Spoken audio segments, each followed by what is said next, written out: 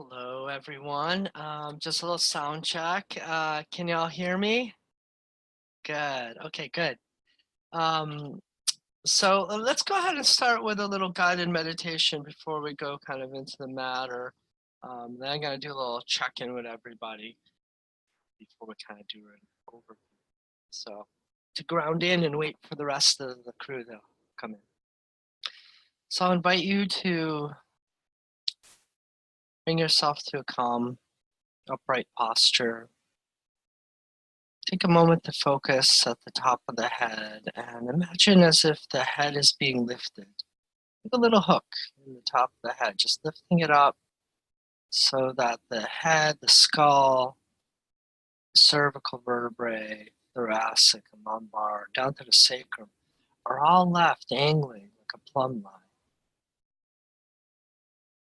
And just take a moment to feel this uplifting energy and the weight of gravity on that sacrum plumb line, creating space between the vertebrae. And nourish this space with your breath. So as you inhale, bring the breath in through the nostrils and take it down the back of your spine, back of the skull, down the back of the spine on the inhales. To the sacrum, and there, gentle pause, and as you exhale, allow it to rise along the front of the spine, guided by the exhale out through the nostrils. So just take a few moments of this visualization. An awareness of a lift through the top of the head as well as in the weight. Inhaling the breath, the prana, through the nostrils, down the back of the spine. Inhale fills the perennial floor and then reverses to an exhale along the front of the spine. Bringing that prana, infusing the spine with prana.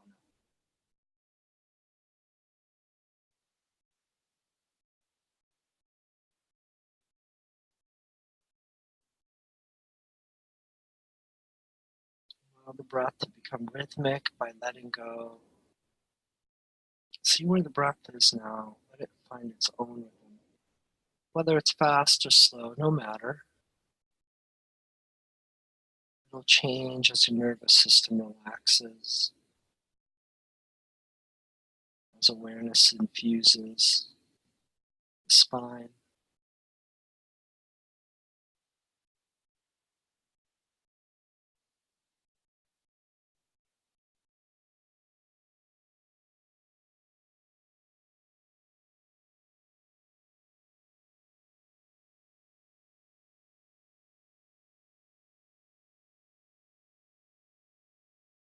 Observing as the time goes on if the breath becomes longer, smoother.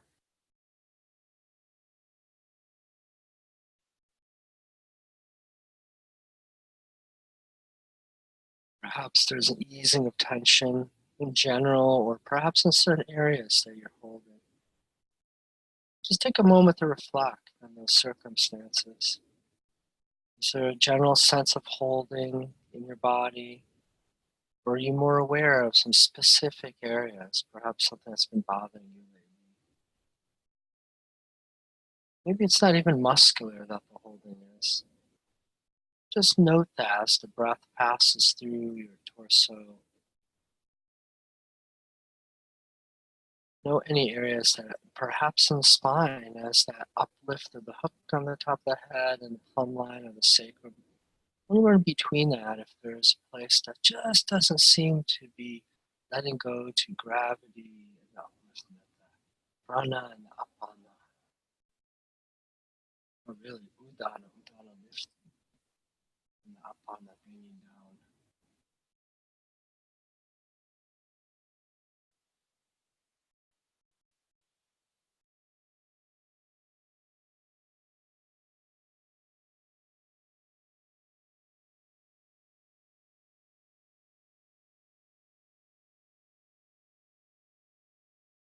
And letting the breath steady.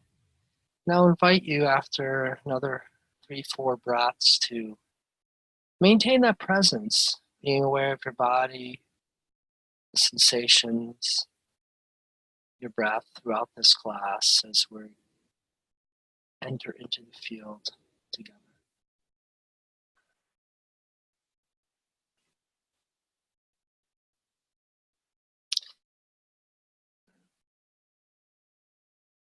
So as you come back to presence of the class here, I want to say hello to you all for another round of clinical internship. A lot of you are returning. So as I start this class, I kind of want to determine the need of what I need to go over. Since it's a second round, can anybody raise your hand? You can either raise your hand on the screen or kind of pipe up if anyone's new who hasn't been in this class yet. Sometimes people come in and out. So Sandy, I've seen you before, but I haven't seen you in this class, right? The internship, correct? Okay, Carrie, great, Danny. Okay, anybody else? Just the three of you? All the rest of you. Okay, Julie. Okay, Amanda. Okay, so there's a few of you in here. The rest of you are all old pros, right? So at least you know what the format is anyhow, since you've been on here. Now, for the benefit of the new students joining, I am going to do kind of a brief orientation. Let me just say this. With the, before going over the orientation kind of and some of the details that you have uploaded on your kind of weekly module page, that really what we're doing in this class is we're doing a grand round style. So I'll kind of go over kind of for everybody's benefit what it looks like in the real sense is we're doing a grand round style. What that means that each week there's going to be some students that are going to be presenting cases. We kind of have a format that we've worked out to present the case. And I'll be writing it down as we go. And we'll present the details. Then the student that is presenting is also going to be responsible for their strategy. Like what strategy? What do they think is going on? Which direction are they taking Ayurvedically? And then the student also is going to, after that, present recommendations. Okay, and then at each of those intervals, that's 3 pieces to those presentations. First, just getting the details down. Second is what's the strategy. And the third is the recommendations. At each of those intervals, we'll have an opportunity as a class to pipe in, to help them out, to help refine the suggestions. What's really important, though, is, of course, that the student that's presenting kind of has all 3 of those already going on, at least so they can share their strategy and thoughts, even though that may change greatly during the process. That's what it's all about. Right? It gives us opportunity to have many minds thinking and offering different potentials, different courses of action.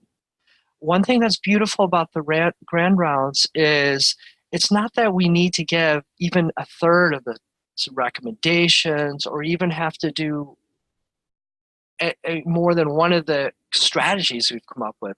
We may all be correct in certain ways, but it's about learning timing too. So the student that presents gets also a perspective like, hey, if this doesn't work, I can try this. I remember this being mentioned. And also the student can have all these different recommendations to pick and choose what actually works best for a client when they're face-to-face talking to them, what they can comply with. So it's a great opportunity and a learning. Oftentimes, and this happens mostly every case, right, for those of you who have been in here, is that I'll also give a little talk about certain pathologies or give you some insight into that. So this is very valuable. Now, with that being said, we don't record these. So you have to be here to get the benefit, okay, for that. It's very, very important. And what's very important is you have to be here for credit. So how are you going to have credit? So let's talk, kind of start in with that. For your internship, the NAMA regulation is that you need, as an Ayurvedic wellness counselor, you need 50 patient encounters, documented patient encounters.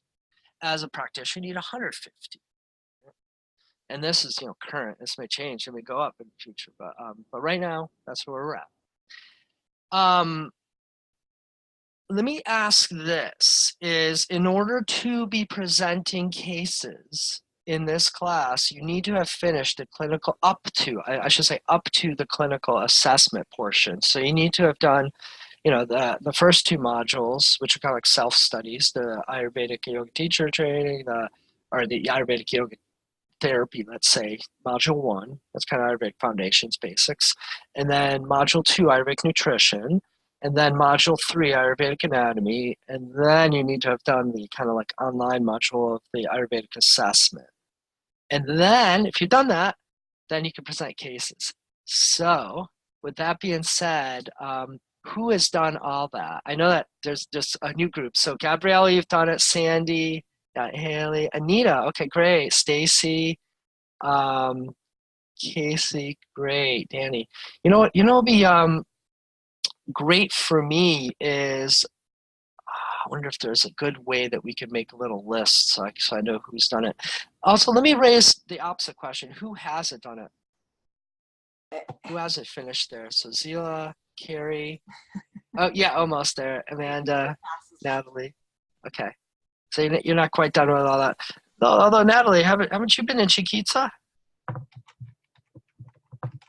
I can't hear. I haven't quite finished clinical assessment yet, so I'm gonna. But you've been in Chiquitza though, right? Yes, I have. Yeah. Okay. So,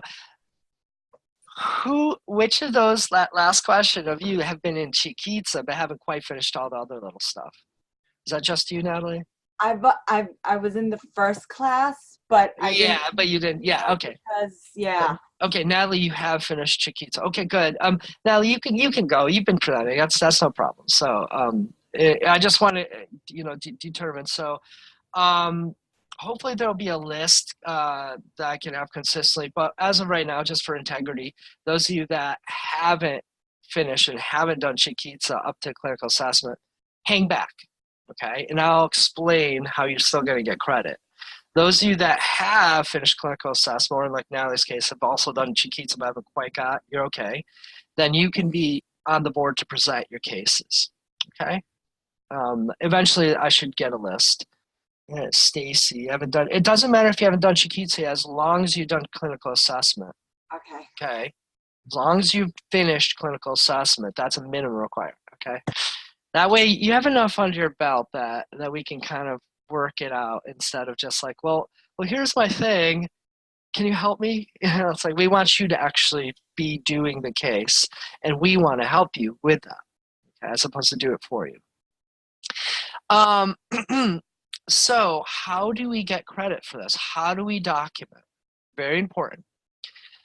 So you are responsible from various formats. Let me first of all speak about how can you achieve your 50 patient counters. There's through Yoga Veda, there's 3 general ways that we can do this. We can either do an outside provider. You can have a mentor, a NAMA-approved mentor, or Yoga Veda NAMA-approved mentor outside of class. Without needing to do this class, that can guide you. That's you have to find someone that will go over the cases, that does do Ayurveda, and will check it off and kind of review it with you. Of course, you're going to be paying, of course, for that, unless you find some great kind soul with a trust fund or so. But nonetheless, that's one option. So you can do that, okay? And that could be in combination with what you're doing here too.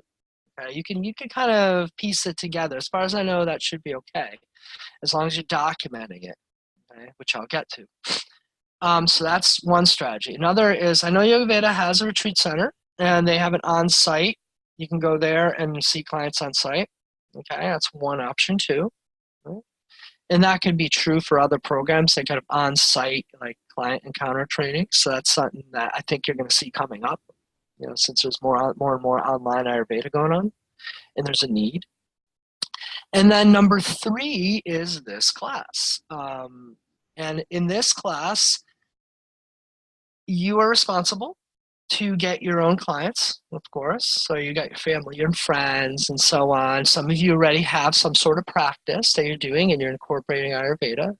Okay, so, whichever way you're getting your client encounters, we do have a format called Clock Tree, an online format. I think it's just maybe beginning to slowly roll, so there isn't that many people coming there yet. But as time comes through Clock Tree, they'll be putting out little shingles about like, oh, hey, we have a new client. Who wants to take it? And of course, we want you to step up and grab those clients and get actual client encounters that way. But most importantly, so that we know and Nama knows that you've actually done a client encounter, is when you see a client, you need to fill out an intake form. Okay, if you do it by hand, then you're going to have to type it into an intake form to store on a Google Drive. There's going to be an Google Drive. Let me say this. You should have 2 Google Drives ready for you, folders. One is your client folder. That's yours. Okay, that's private information. That's yours. That's where you put your clients first. Okay, you save your stuff in that, or whichever way you want to save it. You don't have to have a Google Drive for that. It's just that is your client folder. Now, that includes your intake, your Prakriti-Vikriti forms, your recommendation forms, and your strategy forms. Just a question, have all of you been able to get into the module yet? Has it opened for your group yet? The online module format with the forms and the sheet of the homeworks and all that yet? Have any of you gotten into it for this round? It looks like it's up here available. Okay, so we it just should be haven't okay. checked. Okay, great. So when you get into that, you should find there is also a kind of an adjunct piece of it that has a template, or I wouldn't say template, but it basically has my intake form and Chiquita forms and all these things. They're to be used as a template, not cut and pasted, but it gives you an idea. That's one of your first assignments, is for you to create your own forms. Okay, it doesn't have to be too different. It's not going to be too different because you got to kind of cover the same information more or less. But those forms that are up there, I've kind of modified a little bit for student use too. Okay, so you can look over them, cut and paste, and create your own wording, etc., your own way, your own format for that. Okay, so that those will be your documents. I think it makes sense when you go to that page. It'll make sense what they all are and how you're going to use them. Okay, so I'm not going to need to explain all that. But you have to document it. What I recommend is, I'm a hand person. I write this stuff down in hand, then I'd have to then type it or get someone to type it for me. But if you're good with computer, you can type right into those forms when you're seeing clients and whatnot. So you have your own filing system for that. Now, when you have your client reviewed by an instructor, okay, when it's reviewed by an instructor, you then, or if you're about to present it and it's going to get reviewed for instructor, you then put it into our shared Yoga Veda client file, right? And that needs to be and when you have it in Google Drive, you have to put your name, like, Smith Joe or Joe Smith, client number 1, okay? It has to be anonymous for HIPAA. So that's very important, okay? So once you have the client reviewed, then that is a little check mark saying that's one patient encounter. So does that make sense to everybody? You have to do an intake and review and your recommendations for a client, okay? And then you have to make sure that somehow or another an instructor gets to review it with you, okay? Once that's done, that gets put into a file, your file, as well as the files are going to be shared or whatnot with Nama and with Yoga Veda. Okay, that is going to be a check mark saying so and so has one encounter done. Okay, so just to be clear, that you don't get patient encounters by just doing them. You do them, and you have to get them either supervised, outside of this by an instructor, or on a live-in clinic in which you're actually seeing clients and reviewing it with the instructor, or in this class. But it needs to have that little check mark of like someone's reviewed it. Okay. Just to clarify. There's 2 Google Drives that you need access to. One is the Google Drive that's your personal Google Drive folder that the other classmates don't see, and that personal folder you create, and then you share it with Hello at Yoga Veda Institute. You can also share it with Merrick, and that's where you put all of your personal stuff. So when you, and every class that you have with the internship, you take notes as if it's your own client I'll from explain the that, grand Stephanie. rounds. Like, yeah, I just want to, hold on just a second. So that's your folder that you have privately where you put all of your encounters that Yoga Veda will check off.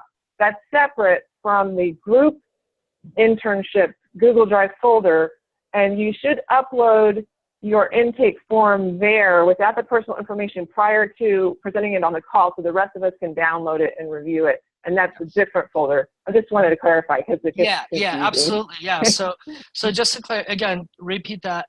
You have your own personal Google Drive folder that is your storage bin, okay, of your clients. And then there is the Google Drive general folder. That's everybody gets to share in that. And that's only used when you're presenting a case to the class. In both those folders, for HIPAA compliance, both your personal and your Google Drive, you just put your first name, last name, and then the client number, okay? Because Google Drive is not HIPAA compliant. That's why, okay? Okay. In your own manila folders, your printouts, you can put their client name as long as you store them well and privately. But in the Google Drive folder, your own personal one as well as the shared one especially, you don't want to put the client name on there, okay? Does that make sense? You just put a number. You make your own little number system. But very importantly, okay, again, very importantly is your clients, you should have a system that you know which clients you've reviewed and which clients you haven't reviewed. Okay, so that may be like, here's an example what I would do is I'd be like Mark Soicki client number 3. And I'd have that and I'd present it to my instructor, and once the instructor reviewed it, I would just I'd put Mark Soicki client number 3. I just changed the name to reviewed. Okay. And that way you know which one you've reviewed and which one you haven't. And that way you have an opportunity to share that one at some other point or whatnot. Okay? That's probably the easiest way to do this. You know, if you're a big computer person, you could also create 2 Google Drives, one that you've reviewed and one that you haven't yet. That's not a bad strategy on your own too. Because ultimately the ones that you're going to submit to like Nama and Yoga Veda is going to be the reviewed ones only. So with that being said, you may be like, oh my God, so I have to like present all 50 people in this class to get credits? No, that's not the only way to do that, because that'd take us a long time. You'd be here with me for ages, right? So because if if we put 2 and 2 together, we have a 2-hour class, and we're only going to be getting through 2 to maybe 3 clients a class. The cool thing is that if you are here on the call, what you need to do is have a notepad available, or be typing on your computer on half the screen and filling in intake forms with the information that the presenter is presenting, so that you are taking in the case while they're presenting it. Okay? It may be easier to handwrite it for some of you, and some of you are super lightning typers, and you can just put it in while you're doing it and multitask, okay? Whichever way. So when someone's presenting case, let's pretend I'm presenting a case. Okay, there's a 56-year-old female, that whose Agni is Vishama and has these and these conditions, You're writing all that down. And then we go into section, well, this is, Vata in Anavaha Shrotas.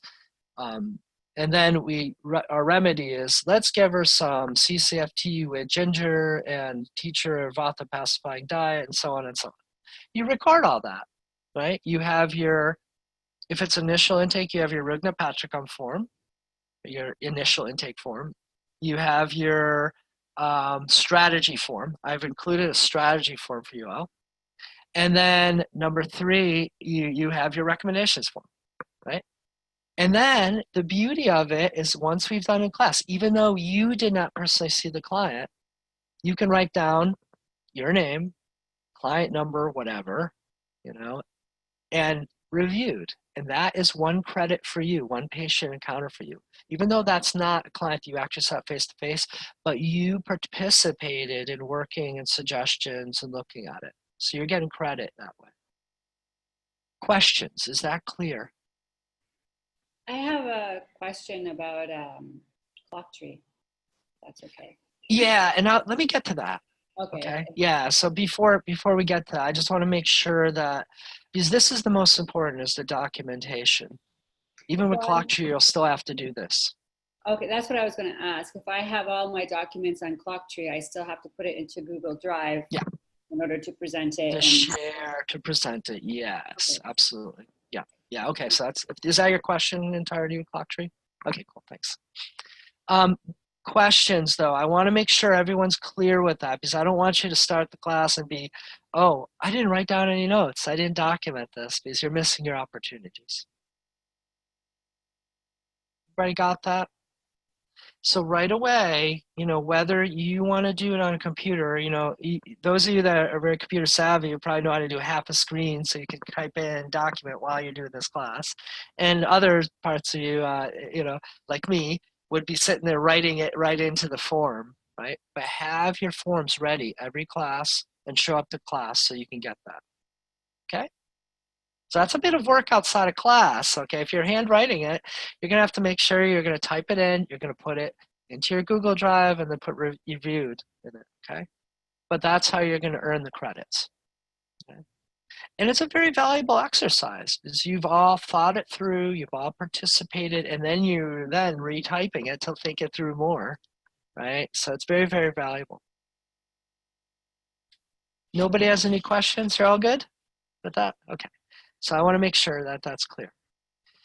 Now, briefly, I just want to talk a little bit about Sorry, clock. I have a question. Yeah, Carla, go ahead. Yeah, I'm looking at the forms that you uploaded, and they're the same. Basically, they're the same that we had last term, right? Sure, they should be. Yeah. Okay, good. Just wanted to make sure. Yeah, I don't think much has been modified since last term, so I think you know everything was working. It seemed to.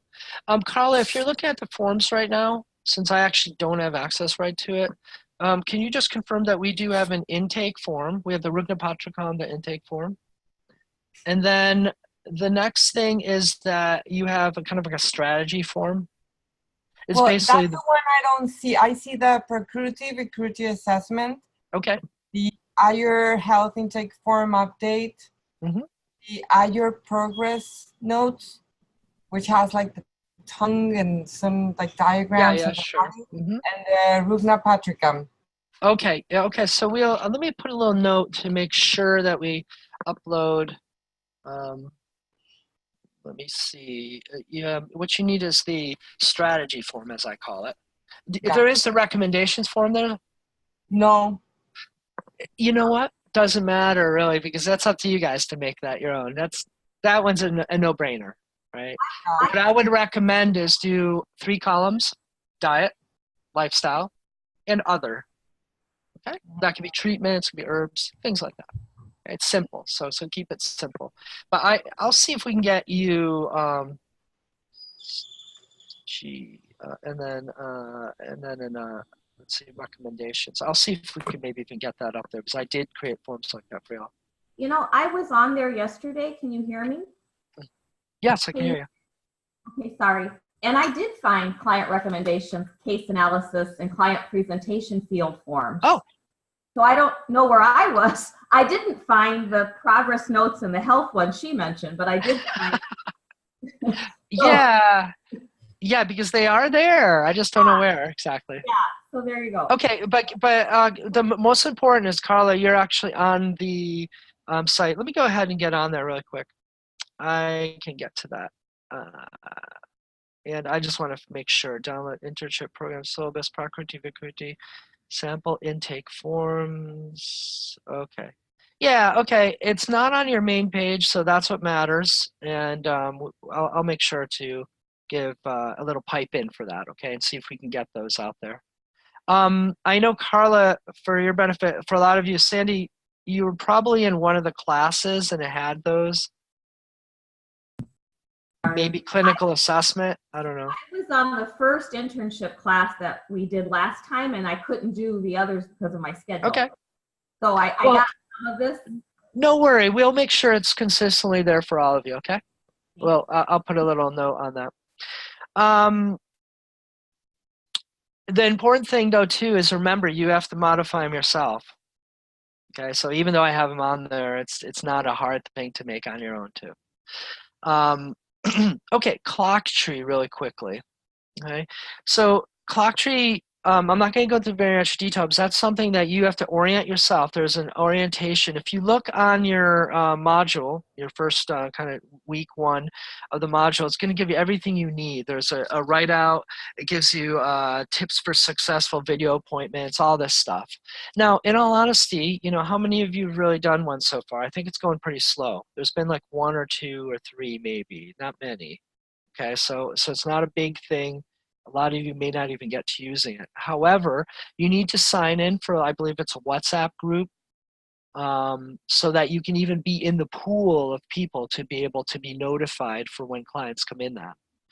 But essentially, the clock tree, when you do something like that, it's a HIPAA compliant online system. It's very much like Zoom, I believe, just like what we're doing, but you'll be one-on-one with a client. It'll be recorded and all that. And it's kind of secured, let's just say, for the private information. You're going to need to set up your personalized account with it, okay?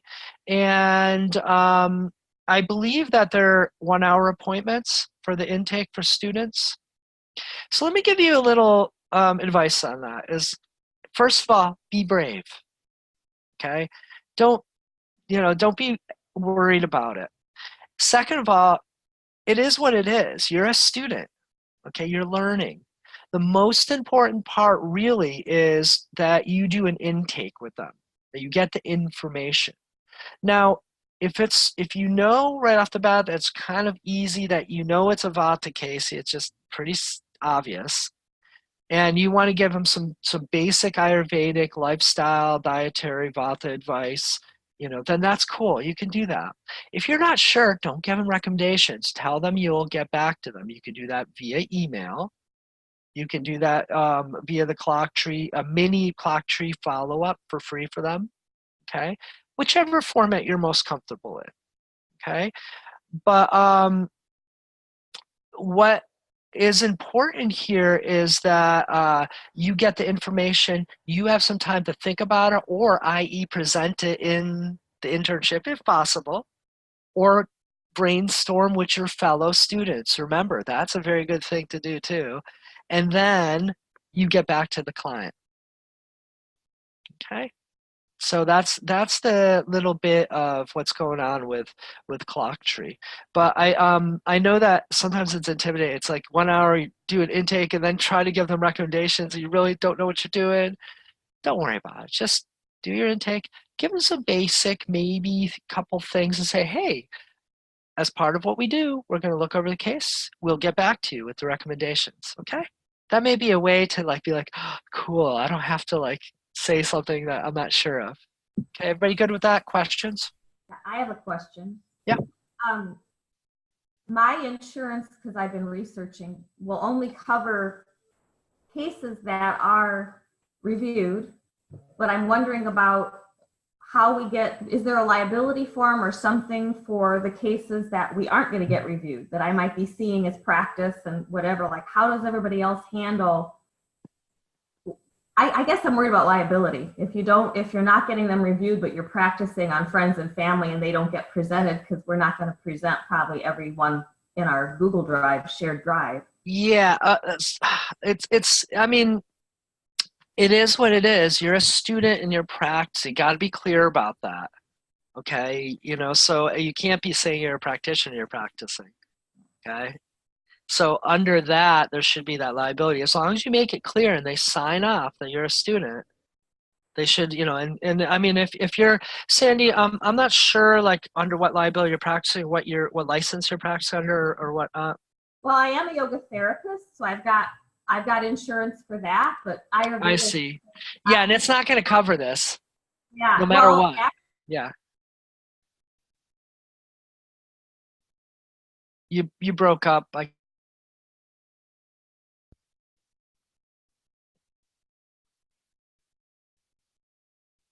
Well, okay. I think she broke up.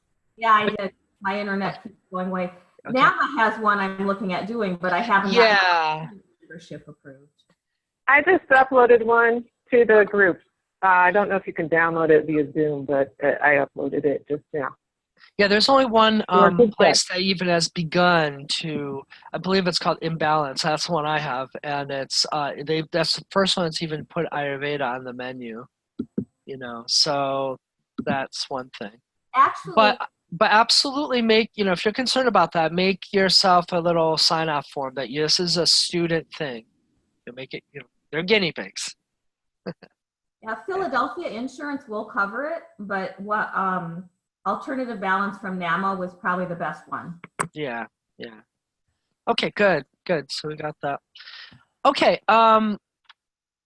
I just want to bring your attention to the class one kind of assignments. Is first of all, there's a lot of reading involved. It's important that you look over and get familiar with where we're coming up with all this format and rules.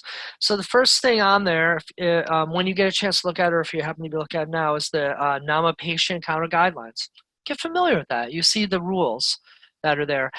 I want to note that online is a brand new thing. They're probably going to modify these as time goes on, but we're using a great legitimate allowable format here. The tips for successful video appointments, good to look over so you know how to manage if you're doing the video appointments. The scope of practice, very good to look over to know really what parameters should you stay in. To keep it simple, as Ayurvedic wellness counselors, you're really kind of sticking wind to below stage 3-4 samprapti. Okay, so it doesn't mean that you can't work with complex situations and diseases, but what you're focusing on is doshic balancing. Okay, as opposed to you have this disease and I am giving you this in this herbal and so on format for this disease. Now, you got to be real clear. You're really working it with diet, lifestyle, a little bit of like kitchen herbs, things like that, and some adjunct remedies that you may have experience or licensing that may be allowable under other licenses too, like massage and things like that. So just be wary of that and keep it within your scope of practice. And that's part of what I'm going to be doing here too. Sometimes we may play with some herbal formulas, okay? I know some of you are in like KP's herbal class. I'm excited. It was nice to sit in as a student yesterday too. We're going to be probably experimenting, but oftentimes, we have to be clear with where we're at and how comfortable we are. So while review, I'm open if you want to throw in a little bit of herbal information, but the key is, are we okay to give this to this person? Okay, do we feel comfortable? And also to work with the repercussions, because you're not always going to be up here to ask questions like, oh my God, I gave them, like 4 teaspoons of licorice every day, and now this is happening. I don't know what to do. Okay, so we have to keep that in mind, but we can make some strategies. We can play with that. We may not necessarily give them that, right? Okay. So scope of practice. Then there's the AHC competency guidelines as well as the Ayurvedic competency guidelines. That's just for more information so you know how each level expands your scope of practice and what you're knowing to learn. Reading about HIPAA compliance is useful too. Okay. Bottom line is anonymity, right? Keep your files secure and keep them anonymous. That's the bottom line. Okay. Now, I'm not going to be assigning you homework. There isn't any kind of like test quiz essentially in these things, okay, in this class. But as you can already see, documenting all this is going to be a lot of work. Keeping track of your clients, doing client encounters. And this is a self-motivated class in which all of you are responsible, making an effort to get the clients. And I think all of you put 2 and 2 together, you're probably going to be seeing a lot more clients than you're going to be able to present and check off. That's okay, because an opportunity may arise for you to present those clients at another time or another opportunity. Maybe you go to a clinic in situ. Maybe you find someone to work with outside, like a one-on-one mentor and so on. Like for instance, I offer mentorship online on the outside of this privately, and in which, one-on-one session, we can go over 3-4 cases in one shot, things like this, and those can be checked off. And then not only me, but there's a lot of people doing that now. So there's a lot of opportunities to kind of speed up. And if you happen to be lucky and see lots of clients and so on, and you want to move quicker, you can do that, as long as it's an improved mentor. Questions?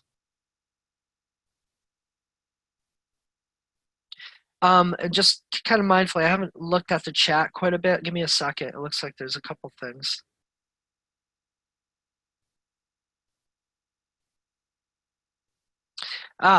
There's a question about are you asking about how to hook up with me for mentorship? Yeah, if you just go to the simplest thing is, if you're really interested in that, my email is livingalchemy@gmail.com. My website is livingalchemyayurveda.com. There's a page under services for mentorship and so on, or education and all that. Okay, and that's right there. And I usually give a date. I do calls like this, hour and a half. Those aren't necessarily case presentation calls, but if enough people are interested, we'll open up calls for case presentation like this, grand rounds format. But you got this already with Yoga Veda. So, but I do, one-on-one mentorship though too. Okay, so, and then, like I said, it's a similar format that a lot of teachers do too. Okay.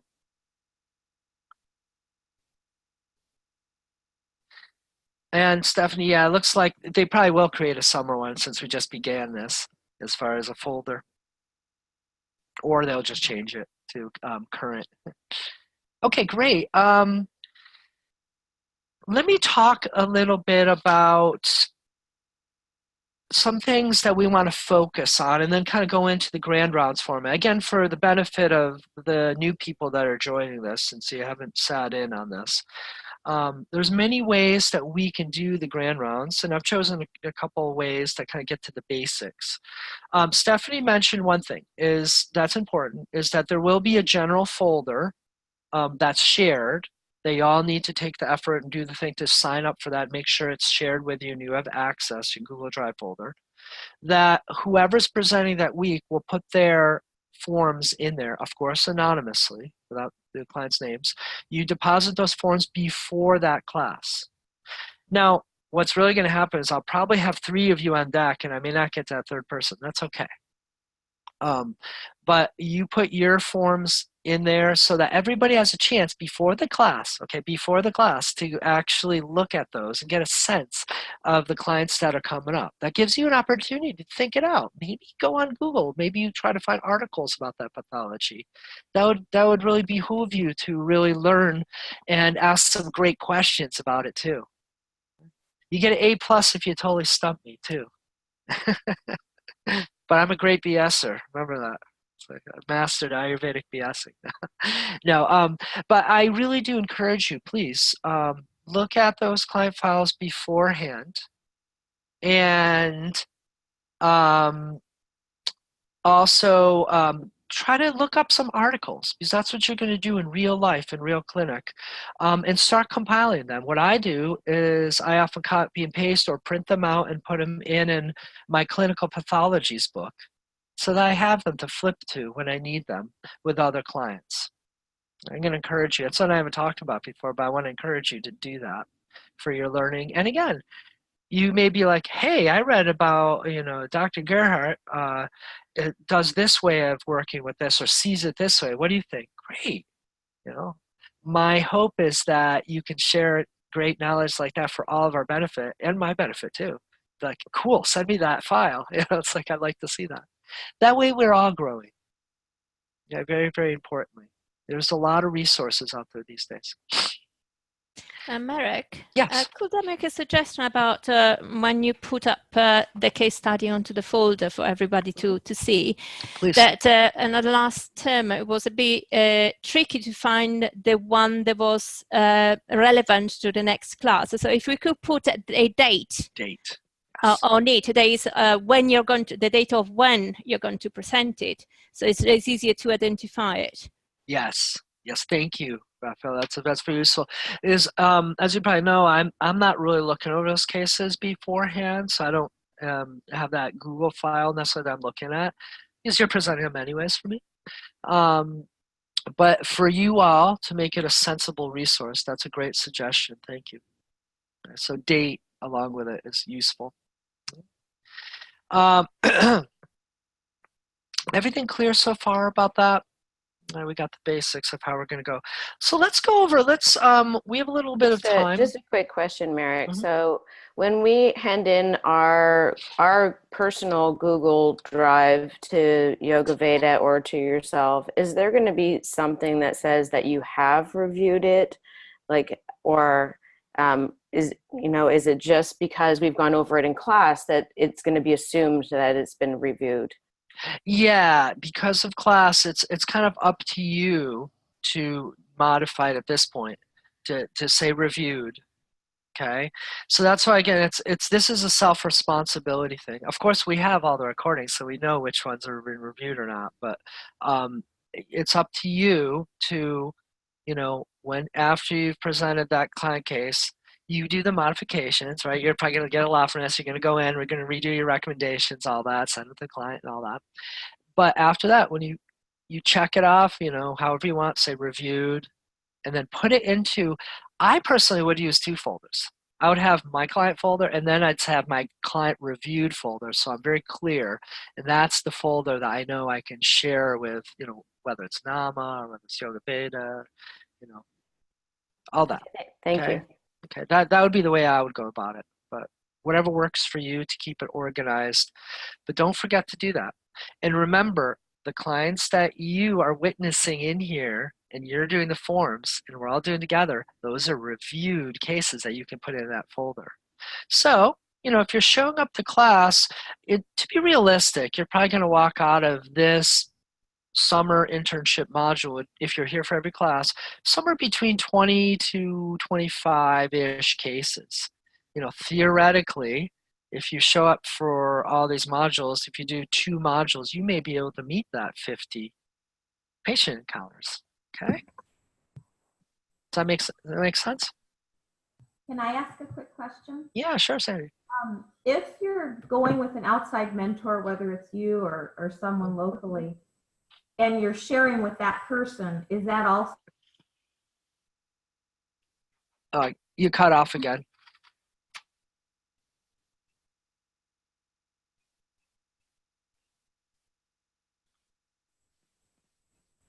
I'm sorry, it goes out every time I talk. I don't know what to tell you. I'm sorry. So if you're sharing with an outside mentor, does that have to be anonymous? So if I called you or if I found someone here, is that sharing anonymous as well for the client? Yes, it always is. Okay. It always is. Anytime you're sharing any kind of client information, it's always anonymous. Okay. Thank you. Okay. Thank you. Essentially, I don't need to know the name. That's not going to be really relevant. All I need to know, female, age 50. Good enough. Prakriti, now, pictures are useful, but that's another story too. That you got to talk about. You got to get permission and all that. Yeah, so Stephanie, you did mention something that's important there, that, if your mentor is in the room with you, that's another thing, right? That's I work at quite a few schools that I'm sitting in, or I'm walking into sessions to view clients, or students working with clients. But that, again, they sign off. They know this is a school, this is how the privacy is. Or clients come in front of a class of 30 people and they're sharing their personal information. Obviously, it's not anonymous, but they've signed off on that. So it's a school learning format. They've signed. So, I'm willing to subject myself to this. Now, as students, if you're in that kind of situation, you cannot share their name and information outside of that school premises, outside of students and instructors. That's very important for HIPAA. Okay, so privacy, confidentiality. Best to just say client. Remember the second client we saw? Don't use names. That's the good way to go about it if you get in that habit. Okay, let's talk about what's the information we really need to have at hand, because what I want to emphasize is, again, a very holistic Ayurvedic approach to this, and that we're practicing Ayurvedic internship, as opposed to kind of going off into other systems or other things that I look in. Because some of you may have a lot of different backgrounds. I want to emphasize kind of what information we want to prioritize, kind of what the format looks like. So I'll do like a little mock case. Out of curiosity, does anybody have a case that we could actually go in? I see Rafael. Yeah. Okay. Haley too. Okay. Well, let me go over some basics, and either Haley or Rafael, do either of your cases kind of simple, easy that we could maybe go through, or are they kind of complex? You're both like it could be an hour or two. Yeah. Okay. Well, let's see. Let's just see what happens. Those of you that, I assume at this point that most all of you have finished the clinical assessment, or through that. In your clinical assessment, if you go jog through your memory, probably around class 3 or 4, is that there's a talk I gave about Dasha Vidya Pariksha, okay, the 10 components of history taking. Right? It's one of there's Trividya Pariksha, the 3 main ways of gathering information, right? Darshan, Sparshan, and Prashan. So basically looking, touching, palpating, and questioning, right? Then there is the Ashtavidya Pariksha, which are more kind of like specific tests, like pulse analysis, tongue analysis, so on. And then there's the 10 components of history taking, the Dasha Vidya Pariksha. And how many of you, raise your hand if you have no idea what I'm talking about? Be honest. So I want to gather the depth of how to present this. So Sandy, you're not sure? Okay, but you've heard it, okay. Everybody else, you okay? You still have any recent memory? Okay. So the Dasha Vidya Pariksha are very important if when you get to Chikitsa class, those of you that are going to be in Chikitsa coming up, or when those of you that are just taking it and so on, Dr. Ladd starts his 3rd book with those. Again, he reviews those again because it's very important. So when you're thinking about recommendations, how to go about giving suggestions to clients, you need to know some things to make those recommendations relevant, especially in the worldview of Ayurveda. That isn't just symptom and suggestion. Okay, so the key of going from a more allopathic symptom suggestion, 1-to-1 kind of correspondence, in which many Ayurvedic practitioners practice that way. That's not true holistic Ayurveda as it's meant to be practiced. The Dasha Vidya Pariksha gives us some parameters to make it holistic, to integrate what we're doing with the environment, the season, the person, and the different levels of body, mind of the person, which is very, very important. Okay, so let me review those a lot. I like to begin this in the introductory class to quickly review this. So just to list them, the Dasha Vidya Pariksha is number 1, Prakriti. Figuring out the person's Prakriti. In all honesty, that may take a few sessions to really nail it. We should be humble and know that getting to know a person really is the way to determine Prakriti. It's not like some magical machine, right? Or we get so incredibly skilled that we can do it right on top. Believe me, I've witnessed some of the greatest physicians of ideas around not really get the Prakriti in the first shot. It's like so. Next, of course, is Vikruti, right? But also Vayach, which is age. The age of the client is important because age has a big doshic influence too. I'll go over these in brief after I list them. Balam, the strength of the client, right? It's not only the physical strength, but the strength to comply, their mental strength, their willpower too. Sattva, this is the mental, emotional kind of prakruti and strength of the client and state of the client. Agni, the state of their digestion and ama, that's so crucial in Ayurveda. Dusham, Dusham, really what this means is what dhatus, what shrotas is the issues in. So this is more clinical assessment. This is more refined. Then there's Satmya. What's their current lifestyle habits? So this is lifestyle component. What are they currently doing? So we can use that to our advantage or help them eliminate that, right? Ahara, their current diet. What are they doing to nourish themselves? Kalam, time. Right? And I'll go into detail a little more. And then Desham, habitat. Where do they live? What's the climate? What's it doing right now? Right? Do we really want to give them a strong ginger decoction in summer? Or maybe need to wait to the winter for that or so. So to review again a little bit, to go into a little more detail, Prakriti. You know what? If your first session is just trying to get a really good sense of their Prakriti Vikruti, that's okay. That's a great beginning. Right? We've all been there. And I think that's important to emphasize is don't just skim through it.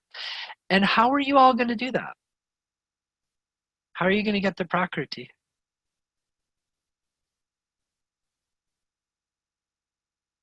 Asking questions about their history. And physical review of who they are. Okay, so how are we going to do that? What's a practical way that we're going to do that? Well, we take form. Access. Sorry, yeah, the form. No problem. You know what we could do is you can do the raising hand thing. I know it's a little slower, but if you do that, then I'll know the order. But and that little, if everybody's on KP's class, I was like, I wonder if this is going to work for me. But yeah, but Carrie, you know what? You actually had your hand physically up, so I'll get you Stephanie next. Okay, Stephanie demonstrated how to raise the hand. Let me tell you how to do it in case you don't know. You go to participants. Guess what? I had no idea how to do it until yesterday's class because I've never been a student through Zoom. I was taught. So you go to manage participants at the bottom of your screen, and then it'll pull up a little thing, and then the bottom left will be raise a hand or lower a hand. So after you raise a hand, you lower a hand, okay, too, after the question's been met. That way I know, okay. Sometimes I'm totally cool with the popcorn, but this is a nice system if we know how to use it. If you feel frustrated, just too slow, I don't mind you piping up being like, I have a question. Okay, then I'll get that too. So Carrie, give us an idea about that. Okay. Now I totally forgot what the question was that where we were going with. Vata Prakriti or Vata Vikruti? Woo! Okay. No, what I'm asking is, how are you practically, what are you doing to determine someone's Prakriti right now? Oh, well, isn't the visual observation of the client I know they do fill out the form, but the visual, I mean, even just watching them walk in. Yeah. Okay. So to Darshana, right? You're using one of the Trividya Pariksha. So yeah, if you haven't had a chance to look at our form yet, the Prakriti Vikruti form, I've kind of created my current best of that. And I've used a lot of different systems and stuff. And again, it's an 8.5 by 11 piece of paper with small boxes and adjectives that I happen to handpick that may or may not be understandable or relevant to the clients figuring it out. Very important. Why are those adjectives on the page? Because they're trying to get gunic terms to describe a feature, right? That's all we're doing is putting the gunas of the doshas and amalgamizing them with the feature that's in question. Okay, that's all that's going on, and that's important to remember. So my suggestion is have your clients fill out the form. This is a good learning tool, but please take the time to go over the form with them in front of you, with them. Just even if it's quick, or even better, take your first half hour and do that. You will then learn. You will go over and you'll watch. You'll educate your clients, which is very important because most people have no idea when they take a quiz how to even get within the ballpark, right? And you can help them. You will learn, you will guide them, you will get an eye about what to see and what questions to ask to determine the prakriti. Okay, so very, very important. So that's the easy format. Over time, you're going to get intuitive with it. You're going to get a good sense of people. Me, I've done that process. I watch, I look, I see how they feel, how they talk through the session and sessions we have. I take their pulse to determine. I look at the tongue, their face, their eyes, their whole body, right? So there's a lot of factors. And even then, sometimes it takes 2 or 3 or 4 sessions to really nail it. I mean, I'm in the ballpark, close enough to therapeutically work with it from the first session, but to fine tune, is it a 3-3-1 or is it a 2-3-1? Is it Pitta Pranava or is it Pitta Vata even? Those small things may be difficult initially. So don't sweat it too much. Just do your best. Yeah, Carrie.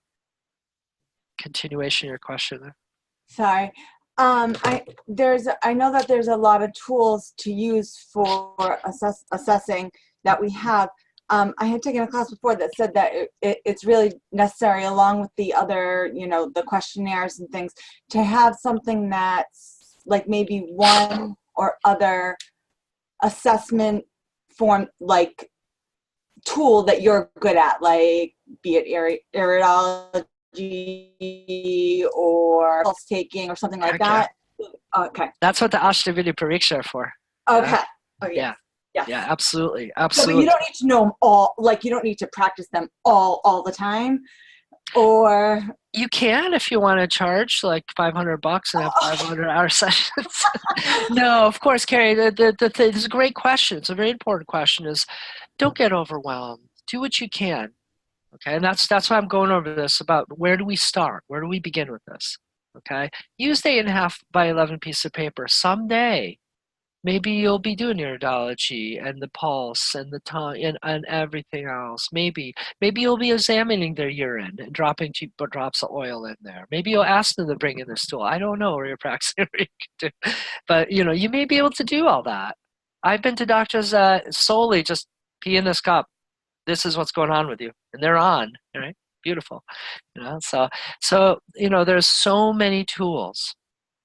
And it's up to you to design what works for you. What are you best at, right? So but good question. But take it slowly. One thing at a time. So, first of all, prakriti, okay, and then from that, vikruti. How do we go about figuring out vikruti? Okay, this is a question to y'all. I want to see what your session. So, vikruti question. Like, how do you go about, just off the top of your head, what's going to be the signs of that? Carla? Yeah. Well, physical, and also when we ask the question, what are their concerns, what are their symptoms, how they feel. Yeah. So just getting a sense of them, how they're acting, their body language and moving. Is that what you mean by physical? Yeah. Yeah, like observing if they have any, like how their skin, if it's super dry, well, you can. Sure. Yeah. So using darshana, sparshana. So using your senses. So let me talk about this. Signs and symptoms. That's kind of modern medical terminology for this. Signs and symptoms. What's the difference? Signs are things that you can observe. Okay, so this is in the field of Travidya Pariksha of Darshana and Sparshana. So Darshana is most commonly what you're going to do is signs of things that you can see. Oh, the skin is dry. Oh, wow, you have a redness. You have this rash. Oh, wow, the injury is swollen. You have edema, right? Things you can see. And then there's palpatory skills. So some of you, if you are good with palpation, maybe with some training of that, massage therapist on you may be able to feel like, oh, wow, that feels really warm.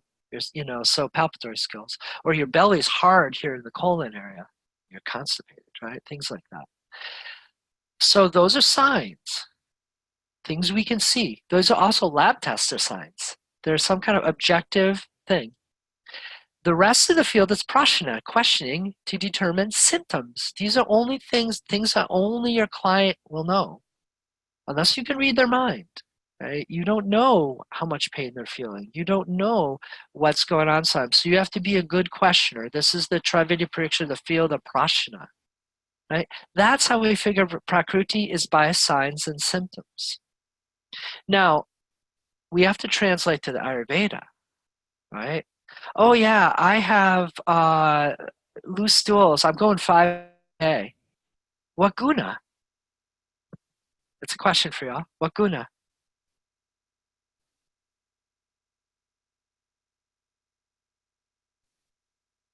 What dosha and what guna? Going 5 times a day. Yeah, Rafaela, go ahead. Well, we got moving and fluid. Yeah, there we go. So what doshas? Pita. And what's moving? That Vata. mobile. Vata. Vata and Pitta are involved. See? So from their symptom that they revealed, right? Because we probably weren't able to observe that unless we're with them every day. Be like, I wonder why they're going to bathroom 5 times a day, right? So they mentioned through a symptom, and we did, it's mobile guna. And like you said, you're also wise to see that it's also sara, the more liquidy, right? So liquid goes to pitta, mobile goes to vata, vata and pitta. And it happens to be in their digestive tract, right?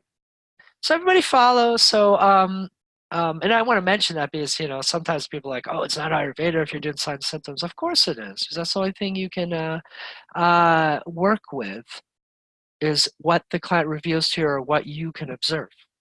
Okay? So that's how we're determining Vikruti, or doing the best that we can. But what are we going to? We're going immediately to the gunas, okay? And what guna and which dosha, that gives us an idea. That's the beauty and depth of Ayurveda. So, next is Vayaha, right? So age. So one of the crucial things is we got to know their age, because there is Kapha time of life, there's Pitta time of life, and Vata time of life. And that may have an impact on what's going on. That may be a big influence, right? Kapha time of life, childhood up to maybe 16-ish. It's an arbitrary number. We're all different. Pitta time of life between 16 and, sometimes they can say 50, sometimes they call 75. It's 75 is the new 50. I don't know, right? It's arbitrary again, but that's the Pitta time of life. Right? Now, for women, it's a little more clearly defined. I mean, menopause is a good marker of when you're going into Vata time of life, let's say. You have that advantage. Things are a little more clearer. Right? So that's something to think about, right? If you're getting clients in their 80s, well, more likely they're in an old age of life, so that's more Vata period, more a catabolic period of time. So you have to think about that. That's clinically relevant, right? That also determines how much dosage of medicine you give. You don't give a young child, full bore 6 grams of this, per serving, right? Same as an elderly person. You have to be more gentle, let's say. Balam, strength. So this is where we get a sense of really kind of their ojas, their prana, their kind of tejas, their kind of deeper strength. Like, is this person coming to you? Are they really emaciated? Are they on their last legs? Do we have to treat them very gently and take very gentle things? Or are they pretty robust, but they have some serious diarrhea going on? Right? So we have to determine how strong are they, so we know how strong of an approach we can take.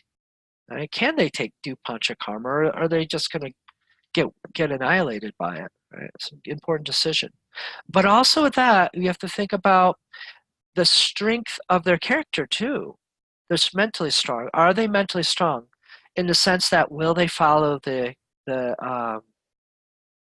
suggestions you give? Right? Or they can't handle it. It's too much. They're overwhelmed. Or, for that matter, they're too mentally strong. They're like, no, I'm not going to do that unless you show me research. Or they'll argue with you, right? So we have to look at it as strength, balam. Okay? And I would love you all to maybe make a little note when you mention with your clients about those things. It's like, think about those things. You know, write this down when you're doing intakes. Have a little cheat sheet of all these 10. That'll help you to think about these. Sattva. So sattva is mental emotional, along with your prakriti vikruti. I believe downloaded there at some point. You have access to a manas prakriti sheet. You know what? Having your clients fill those out is a very useful tool too. Then you really get an insight about sattva, rajas, and tamas and where they're at with that. Because if you want to do whole Ayurveda, we want to work with that too, because that's often a causative factor of why they have this issue in the first place. If someone's living a rajasic lifestyle, you know, and a very overactive, hyper, you know, just can't settle down, well, remember that last example I gave? That mobile guna, the sara guna, well, that's par for the course for them to get on a physical level, right? So, and how many of us, you know, that's a common one. How many of us experienced, you know, getting a little too, you know, using coffee 2 or 3 times a day sometime, and then getting, you know, too much stuff going on, and then suddenly our digestion, we're having multiple bowel movements, right? Psychosomatic. It's true. It works, right? And so, very, very important. Oh, cool. Thanks, Stephanie. You're rocking it out behind the scenes for us. Now, don't get too much mobile quality while you're doing this. You're in a class right now. Okay. Agni. Very, very important. And as you know, in Ayurveda, it's almost all about Agni. And for you as an Ayurvedic health counselor, that's your key realm of expertise and your key realm of scope of practice, right? Lifestyle, diet, that includes lifestyle around eating. That includes foods, right? Recommending foods that work with, and some kitchen herbs and all this to help with Agni. You know, those of you who've gone through clinical and also Chikits now, how many times did we mention Dipan and Pachan? Right? Isn't that kind of like almost like you wished I would never say those words again? Right? It's all about that, you know, Vishama Agni, Tikshna Agni, right? You're masters at this now, right? So, so the state of their Agni, right? And Ama. If their Agni is vitiated, if there's an issue with their Agni, do they have Ama? Right? And I've gone over that ad nauseum in Chikitsa, right? Because it's very important. That's the key first. Usually the first thing you have to deal with is it Sama? Is it Narama? Meaning, is it doshas with Ama or without Ama? Most of the time it's with Ama. There's some sort of Ama. Is it more surface Ama, stuff you can see on the tongue, stuff that's easily exhibited, or is it deeper in their tissues, or both? You know, good questions to know. Then Dusham. Dusham. And please, if you have questions, just throw up a little hand on the screen there, the little blue hand, if you can. Dusham, next thing is, once you've determined the guna and the dosha, that's there, is then you got to think dhatus and shrotas. What tissues, if any, are being affected? Now, if someone has a disease, something that's been diagnosed, it's pretty likely, 99%, that they're going to be in further than 3rd stage of Sampropti. They're going to be in 4th stage or 5th stage at least. And thus, their doshas have amalgamated with the tissues. So what tissues are being affected? Right? That's going to be part of what's on your form that gives an overview of, you know, clinical theory or your strategies. Got to know about that. Like what tissues, right? And shrotas, what systems are being affected. And then there's satmya, which under the Dasha Vidya Pariksha, sometimes I choose a different word for this, but basically their lifestyle. So you got to ask questions about, and this is, let me dovetail quickly into why am I even going over all this? Because guess what? If you look at your Rugna Patrakam, your initial intake form, that's synonymous. That's the fancy Ayurvedic word. It's a super fragile, calculistic expialidocious of Ayurvedic intake forms, right? Rugna Patrakam, right? If you look at that form, all I'm doing is going over the key sections of that form. Right? All of that is included on your form. We snook it in. And we created a form to make a practical questionnaire for your questioning and learning skills. So Satya, in that, when you look at that form or any of the forms you use, that's where you're asking, what's your work schedule look like? What do you do for work? What do you do for exercise? What do you do for recreation activity? Do you have yoga meditation experience? How do you sleep? When do you sleep? So on. Okay? So we need to know that. So then we can then make strategies that are that they can comply with. What are they doing now? How can we tag on to that? How can we fit it into the day? How can we change their day without changing their life and upsetting it? Right? These are all important things. And then we have aharam, which is part of that, and that's food or diet. So that's the part of the form of, you know, what's your dietary style? What time do you eat breakfast, lunch, and dinner? What do you eat for those? What kind of proteins, fats, sugars, beverages do you take? Right? That's where we question about that, is we need to know that.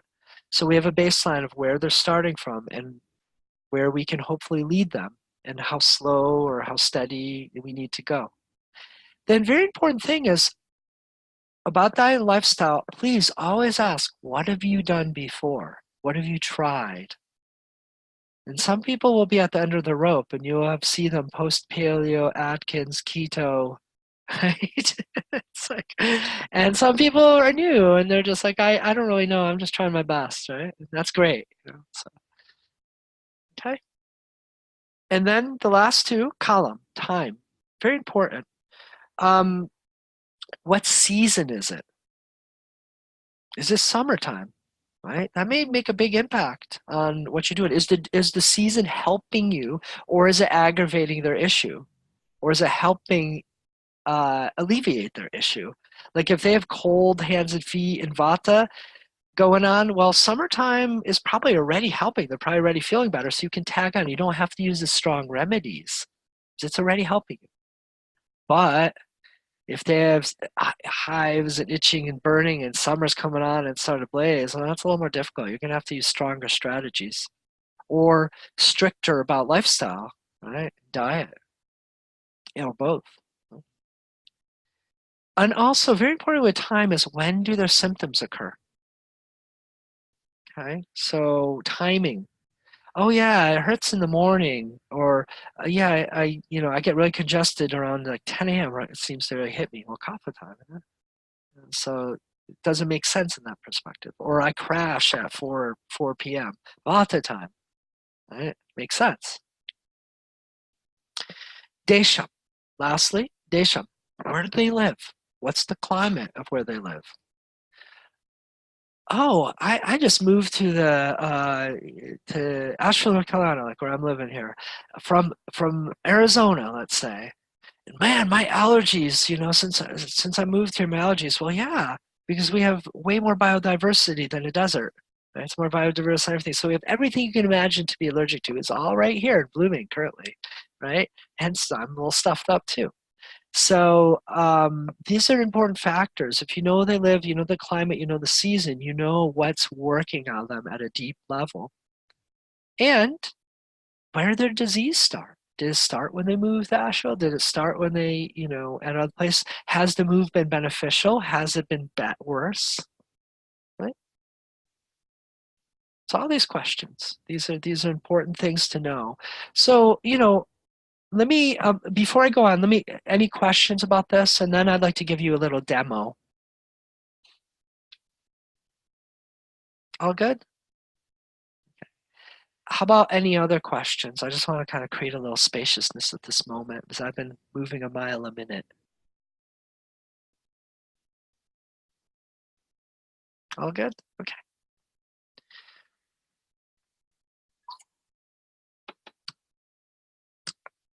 Well, let's do an example. Rafaela, do you want to, who's done more? Hey, how many clients do you have documented, Haley or Rafaela? Whoever's done less, I'll have go. I have only one. You have only one documented client? Oh, okay. And Haley, do you have more than that? On my own time? You've gone one time. Okay. Oh, Toss a coin somewhere. No. Okay, Rafaela, I'll go with you then. Since you raised hand Okay. first. So let's do a client presentation. I think we have enough time if we do it quick. Okay. Everybody, get out some piece of paper or whatnot. Okay, and you can get something in this call. And that way, I think by doing is the best way. I'm going to get my fancy pen out. And that way, here it is. So what I'm going to do is do a screen share. Hey, Uma, do you want to see a screen share?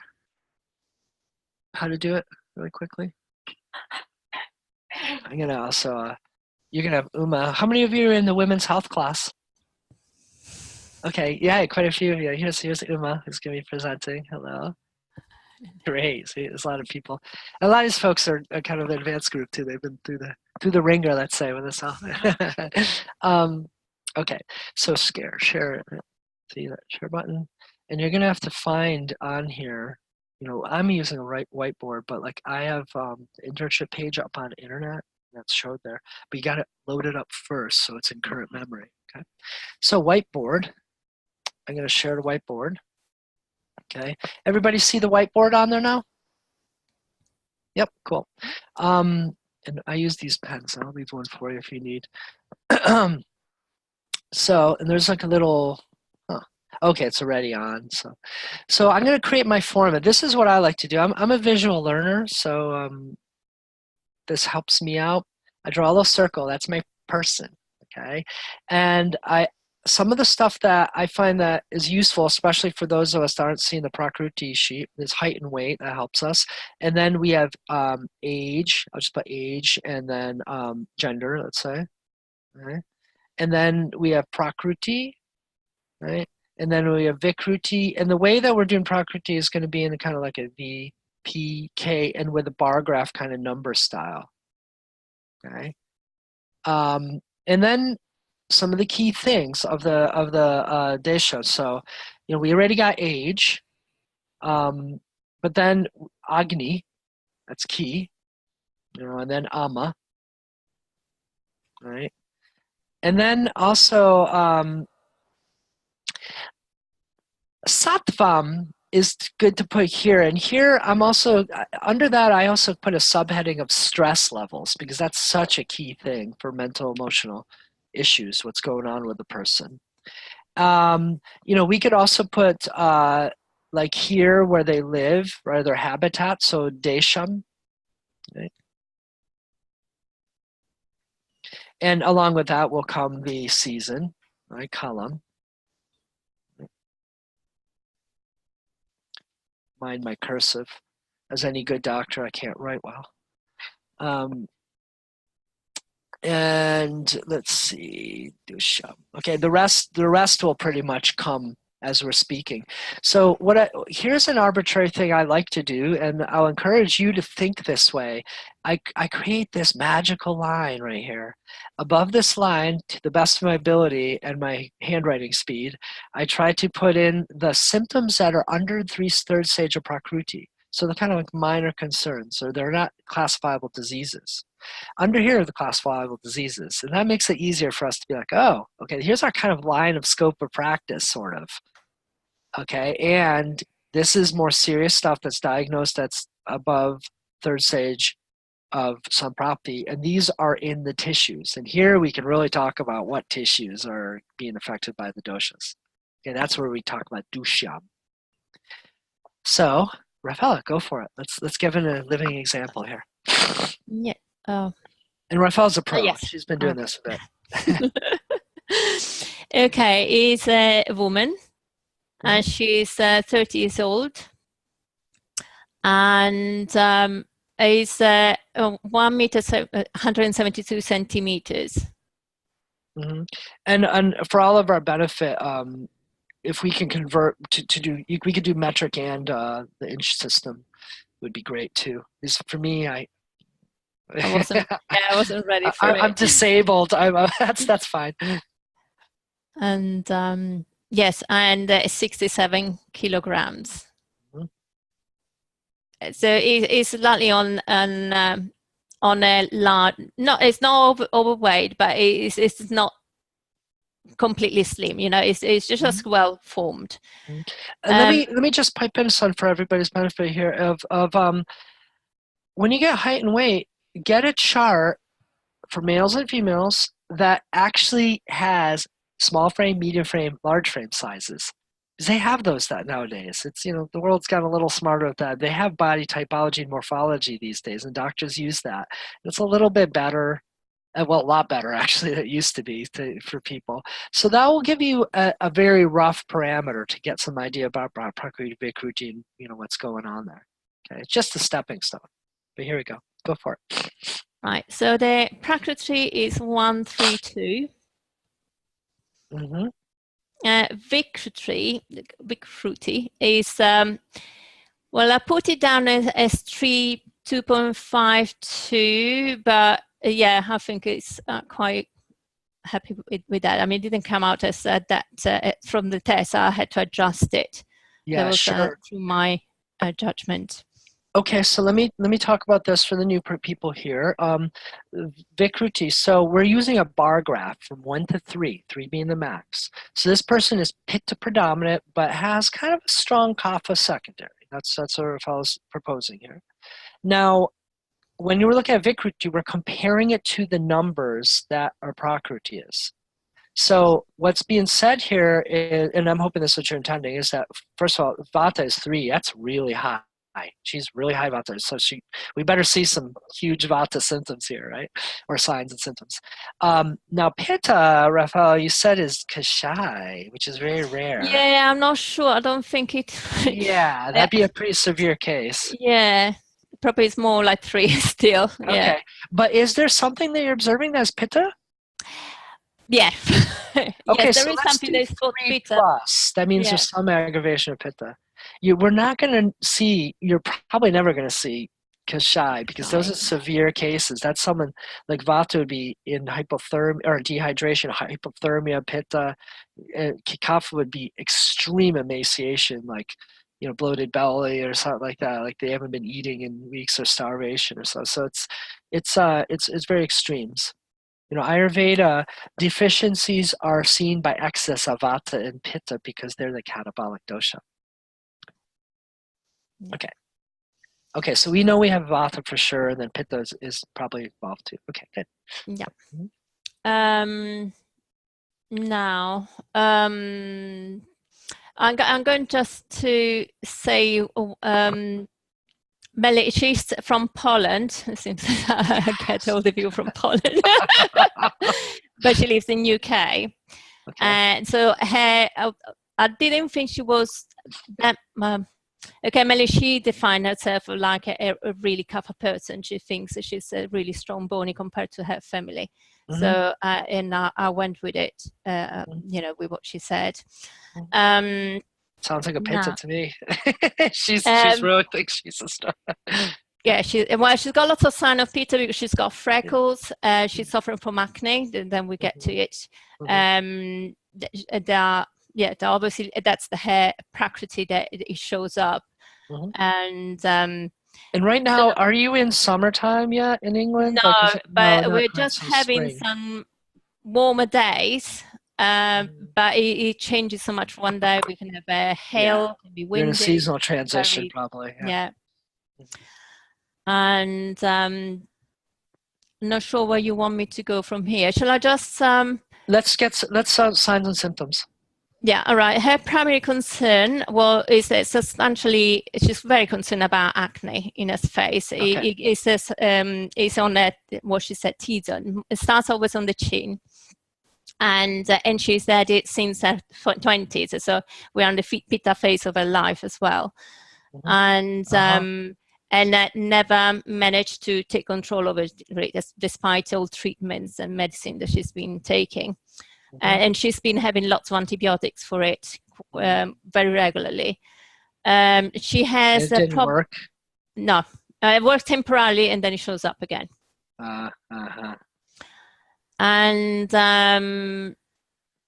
And she considered that as a daily discomfort.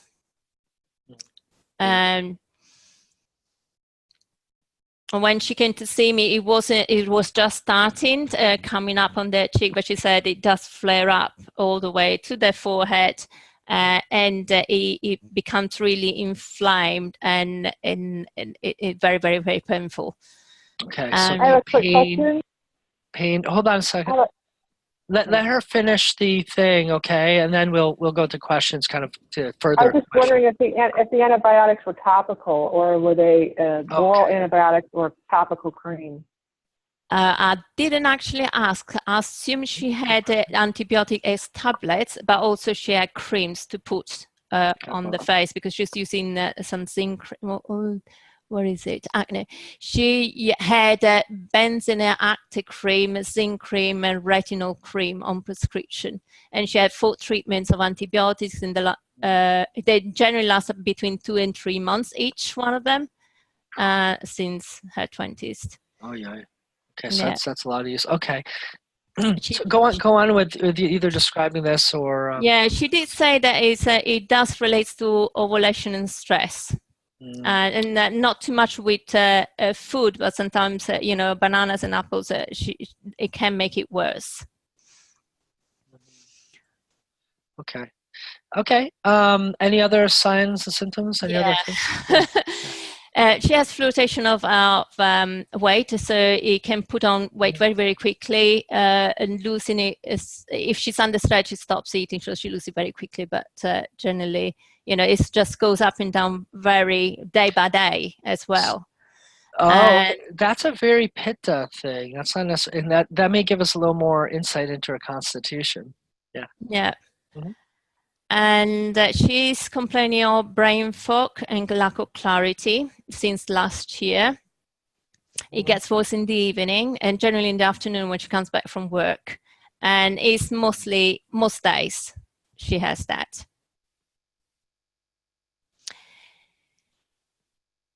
Okay. Now, she has an ovarian dermoid cyst.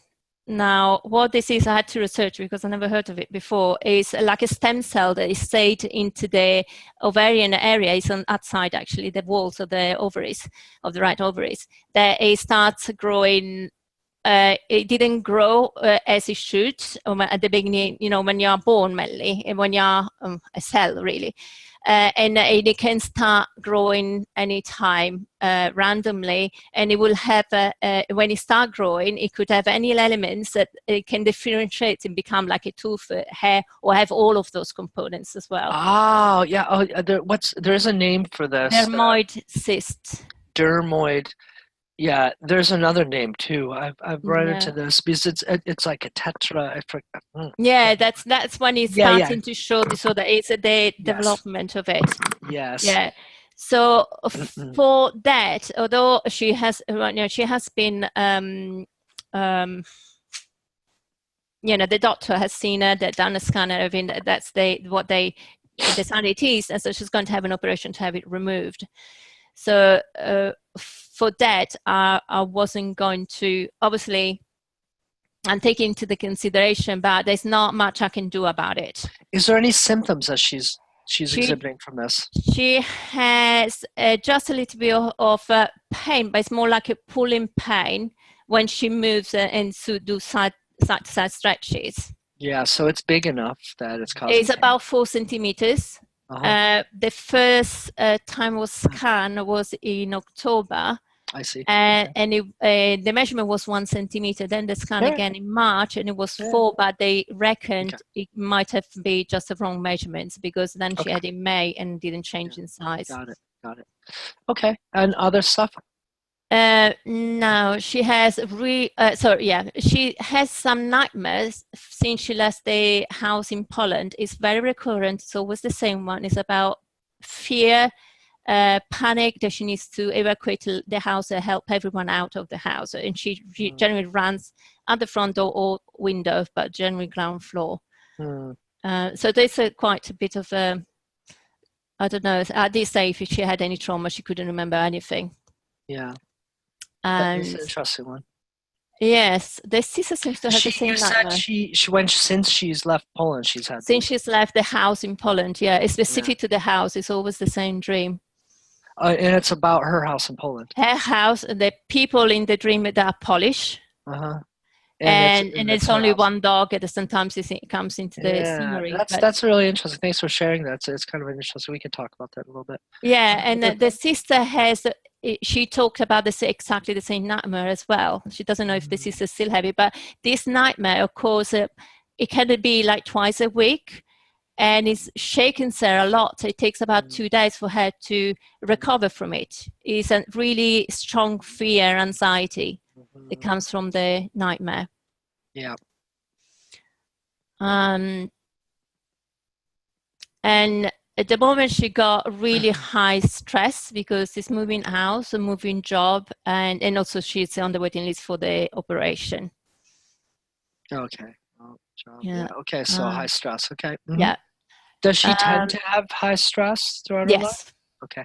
Okay. Yes. So that's because so that's gonna have its impact.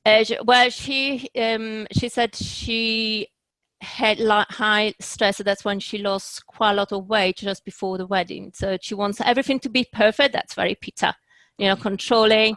The body had to be perfect. So we're very, very stressed about it. Yes. And that's a Polish pitta too. That's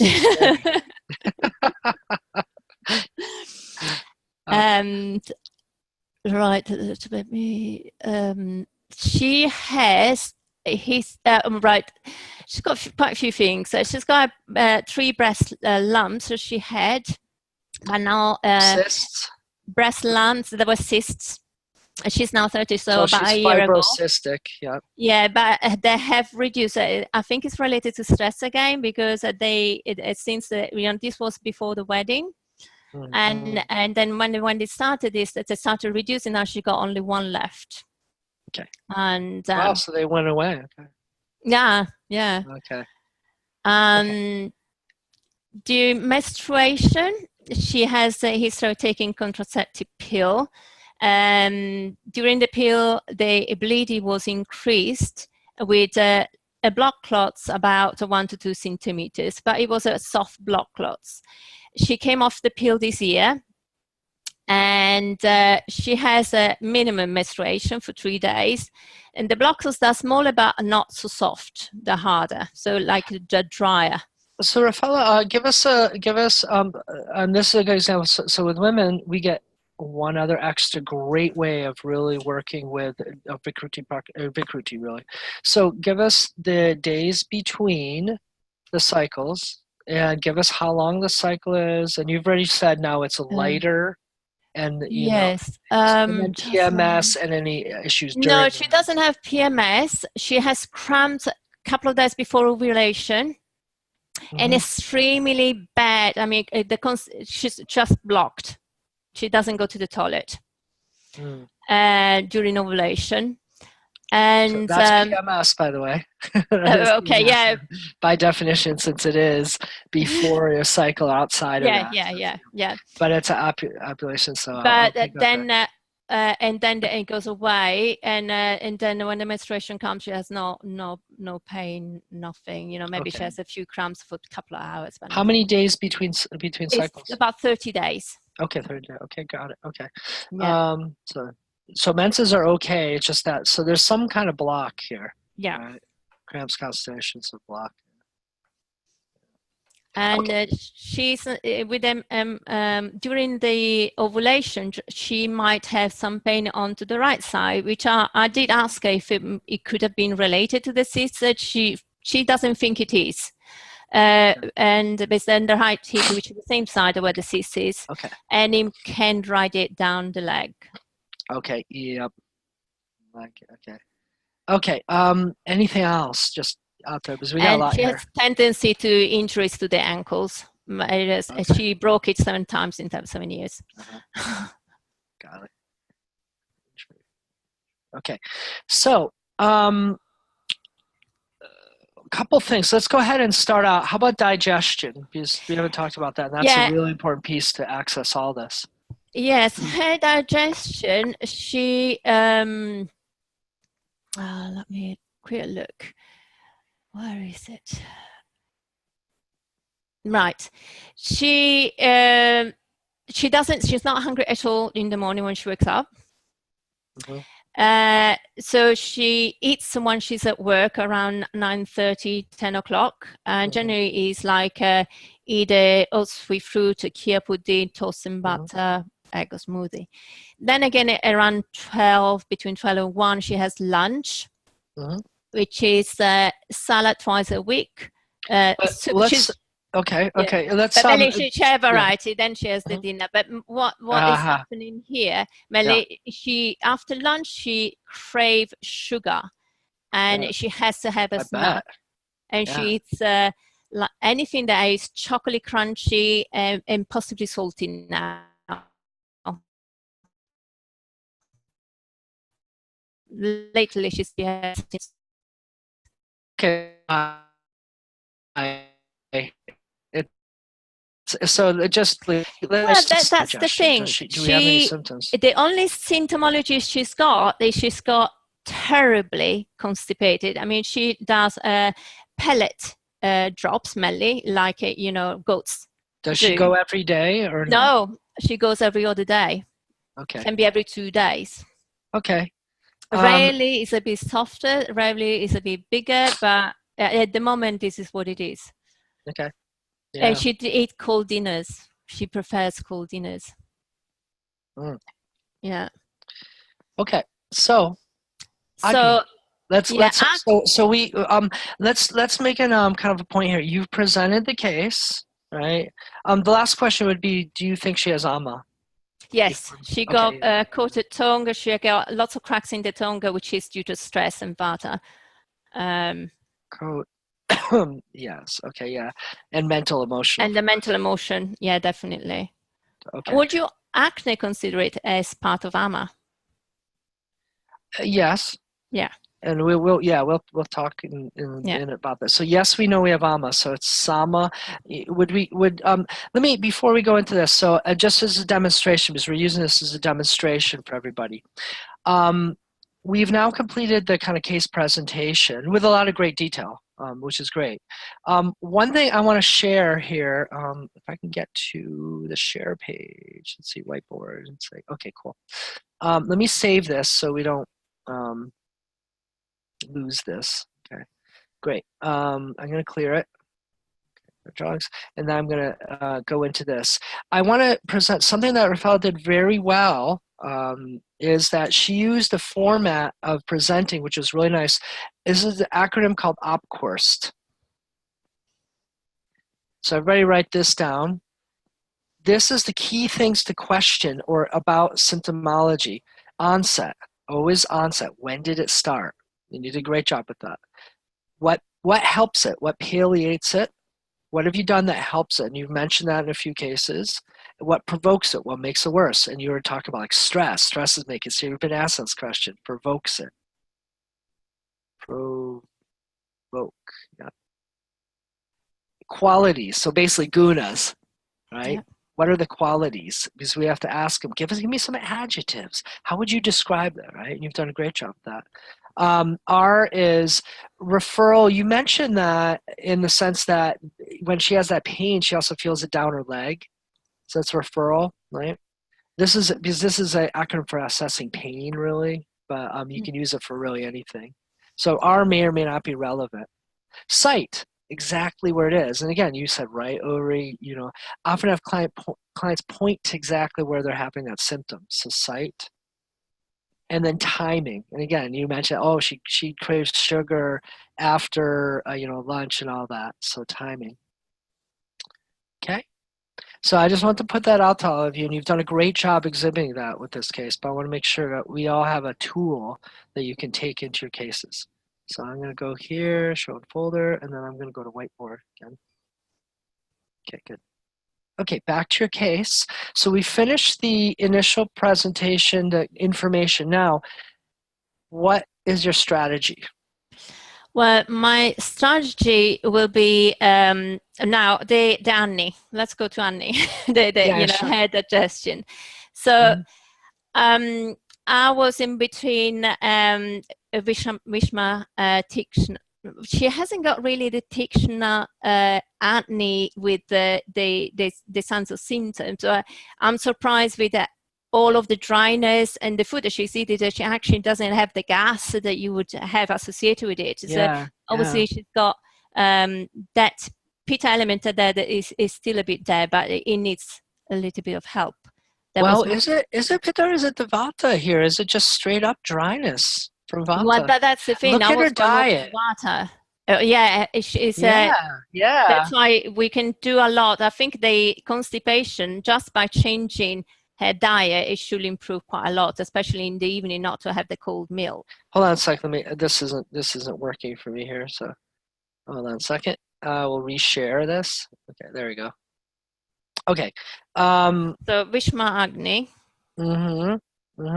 So we got Vishma Agni. Oh, come on. Yeah. 1 second. It's not let me. Okay, cool. They're perfect. So Vishma Agni. Well, Vata, but is it really Vishma? Because Yeah.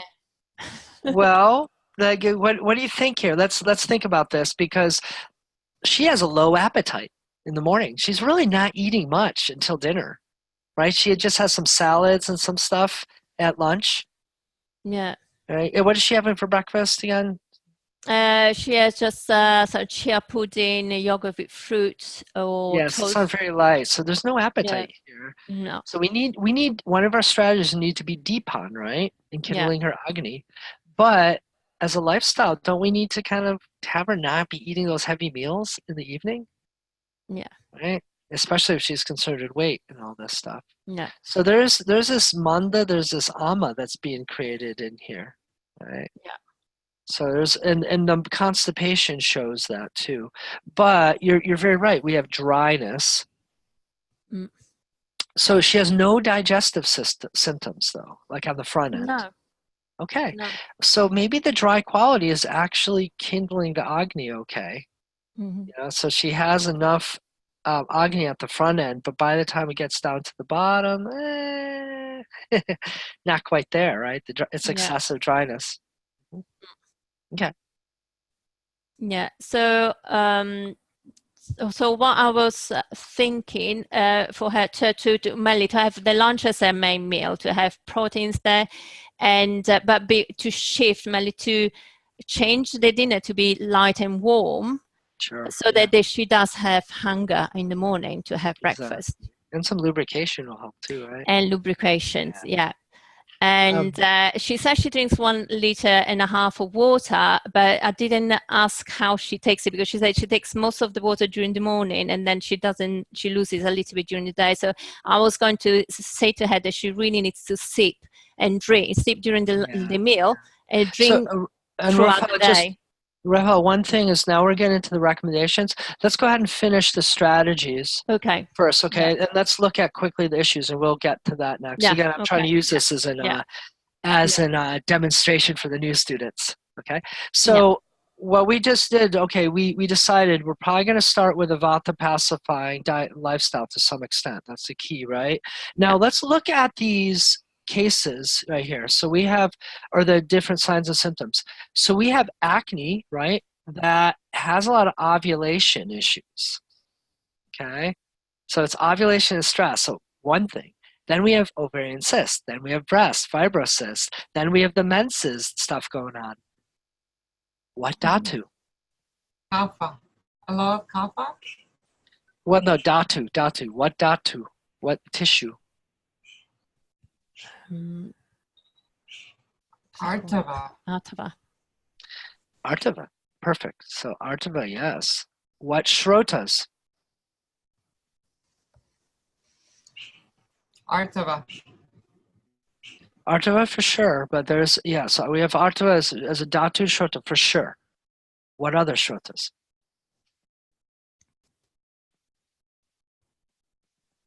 Asthai.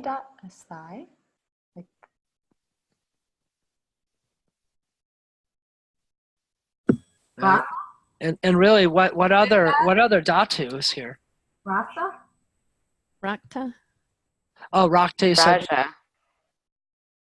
Well, Raja, yes, Raja's there, right? Raja Vashrotas. That's for the menstrual stuff. So this is Raja.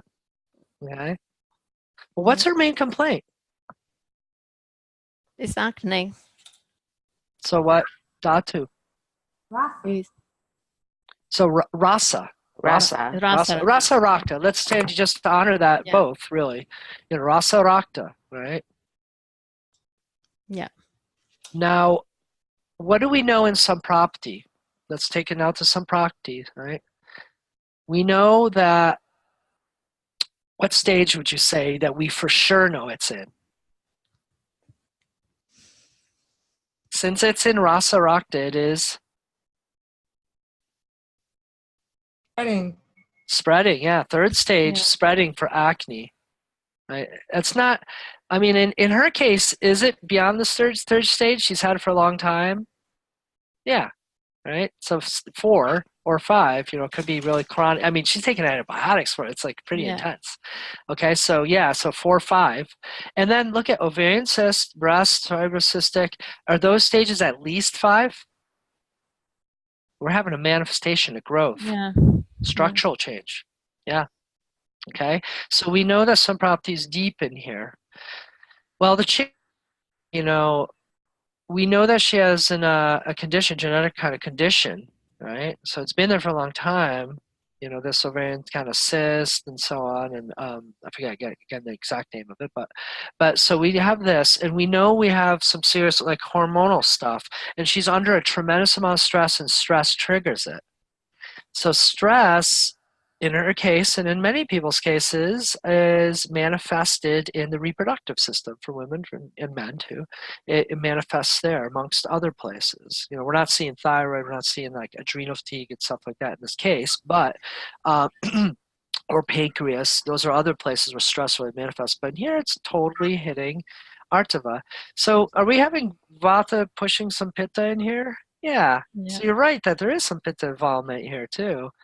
And one thing we find out too is since a lot of her menstrual cycle shows us it's around ovulation, so right when the estrogen is really going up here, and estrogen is the anabolic building. And that's when you get fibrosis and ovarian. Often those are sensitive to estrogen. Yeah. So it's so that's and that's I'm not gonna go too much deeper, but it kind of gives us some insight why birth control wasn't working, or she got on the wrong stuff, put it that way. So what's going on is she has this anabolic issue. So there's also some kind of like ama, right? Can be coffee too, but likely it's ama. It's blocking Shroto Roda, right? You know, so here is that you know, you have this pain, we have these cramps, we have this constipation, ama, right? So we have some ama, and you know that, right? And her fogginess and lack of clarity of the mind, lack of energy. What's the next sign of ama after Shroto Roda? Vata type restlessness, lack of clarity, brain fog, can't focus, anxiety and fear, dreams. All right. So we have to. So this is a sama vata condition, right? Some pitta too, you know. But if we're choosing our battles, so everybody kind of follow through with that. Rafaela, do you have some more to comment, or do you agree with that? No, I agree. Yeah. Okay, Absolutely. cool. One last little thing too is look at her those nightmares, right? You know, it's like, so this is interesting. So here we have an opportunity to look at a more spiritual look too. You know, and again, time wise, I'm not going to get into this too much, but some things to think about is she may be carrying ancestral trauma here. Yeah. You know, I mean, I'm Polish. I get that. You know, it's like it's a very, very rough thing that people went through, and this thing of a house and stuff. You know, this is really interesting. I did mention it to her, and I say, you know, yeah, because because I'm studying Vedic astrology, we just have been studying this, and I was like, that just fit perfectly. Perfectly. So for me, it was a mantra or a gemstone, you know, and I have to think what is the best one to give her. And some good trauma resolution therapy too could be great.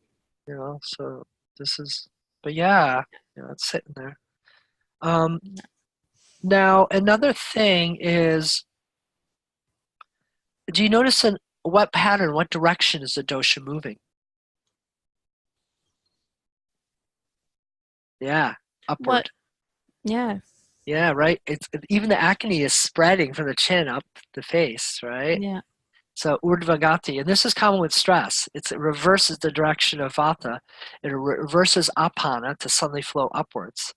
And that's very obvious with the constipation, right? Right? And so it's a classic example of what stress can do in someone's life. Right? Of apana being reverse direction, Yeah. and she's getting these upward flowing symptoms. Right? Luckily, no migraines or headaches or all these other things that can happen. But the sister now moving, breast, the sister, and then there's cystic acne up here. So it's interesting, right? Yeah. Okay. Right. One other last thing to say is that tremendous use of antibiotics has probably had a huge toll on our digestive system. So that's a big thing too. Just keep in mind. Okay, so we kind of reviewed, just an example, we reviewed the kind of case as far as strategies. So we're going to do a vata pacifying strategy for a stress management, right? And go on from there. And then let's go ahead. I'm going to clear this drawing. And let's clear out drawings. Trying to clear my drawing. Oh. Clear. I won't clear. I'll just exit out. New share. Okay. And let's go into recommendations. So, diet, lifestyle, and other. So you've already mentioned, right, about lunch, right? Bigger meal, proteins, right? And lighter dinner, so lighter. Okay, go on. Go ahead and share with us, sir. And so what I was going to yes, well, I wanted to give her something to help her with the digestion, and my so I would, and also with the dryness. So my thinking was to give the trufala in the morning, and drinking water with lemon as well in the morning. Mm-hmm. So a trufala. Yeah. And lemon. Okay. Yeah, and so vata pacifying diet, but I was a bit worried. Melly, I want to monitor it to make sure that we're not having a spike on pitta. Mm-hmm. Well, how can we make sure that the pitta doesn't spike necessarily?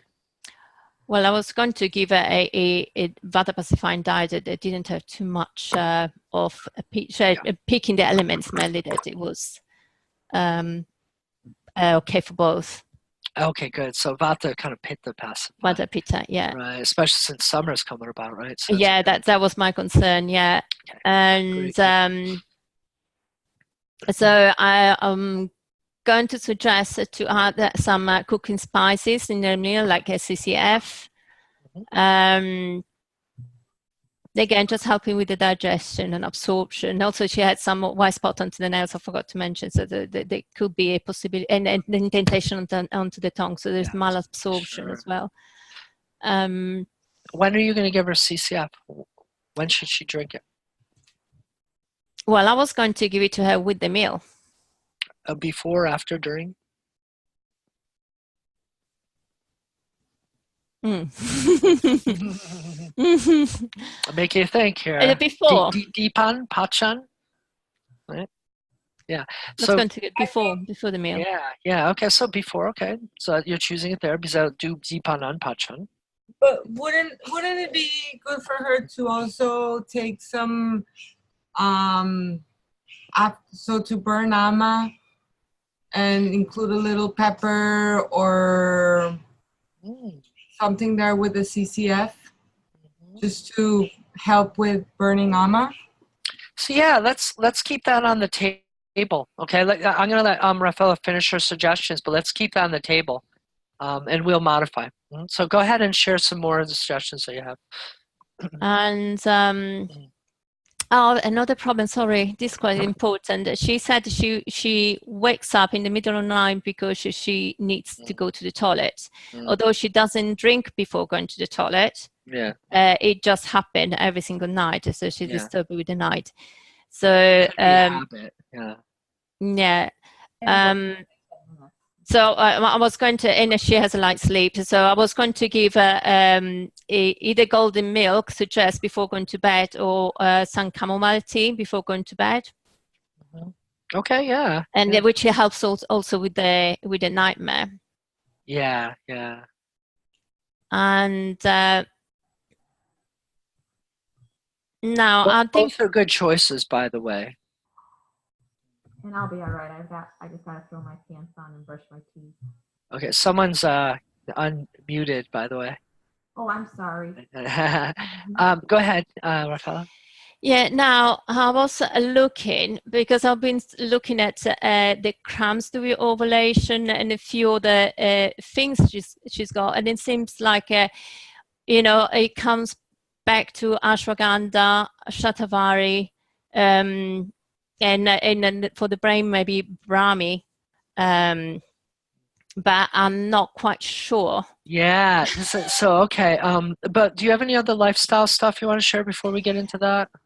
But Just quickly. she works a lot. She does yoga twice a week. So because she hasn't got a car, she works everywhere. So I was going to say do just restorative yoga, because she does it only in late at night, in the afternoon, because she's Yeah. she's got a little bit more energy then. But then she burns out, and so I wanted to reduce a little bit of that. Okay. And eat soak prunes and date and raisin again, because it helps with the digestive system. And now I was going to go even a little bit furthermore with the CCF. I suggested to do a combination of ginger, ashwan, phenolcumin, and coriander. Yeah, great. I like it. That's what I was gonna say is let's modify this, because the CCF's not a bad choice, but and it's gentle. But adding in Ajwan, hold on a sec, Ajwan, I'll just put AJ, and then what else did you say? Ginger, like fresh ginger. Yeah, fresh That would ginger. stimulate her appetite. That would get things moving. You have to be careful about cooling things, but I think for a little while, just to burn the Ama and Agni. Yeah, that's and then when summer kicks in, then let's maybe take the Ajwan off or something like that. Okay. Now, some part that's very important here is lubrication. We really need lubrication. So I'm going to question the trifla. Is the trifla? Okay. I don't think it's going to work. I think we need some lubrication. I think that I like this, soak the prune and raisins, but I think we need to go much further. Another little piece is she's done so many antibiotics. She really needs to relubricate her digestive system. So like having something like marshmallow tea. And licorice? Will that be? I would say licorice, but the only thing is licorice is very anabolic and she has all these growths. And that's the same reason why ashwagandha, shatavari are not going to be the best choice. Okay. Because I could feed estrogen sensitivity here. We have to be careful with this. We need to scrape, actually. We need to reduce the growths. Same with the acne. We need to like mellow that out. So things like mangista, for instance, or mangista, or blood purification. Banyan's blood purification formula would probably do her wonderful. Or clear skin formula, right? But mangista is a key herb here. It works on both the reproductive as well as the skin. I think it'll do a beautiful job. Marshmallow is very important to lubricate and cool off her system, kind of put a nice layer and get some. I bet you the marshmallow will work like a charm to get her to go into the bathroom. Yeah. You could even combine marshmallow with trifla. You can try that. Yes. Yeah. I believe there was a hand raised. I think it was a Stephanie. So I can't see everybody, by the way, when I have the screen on. So.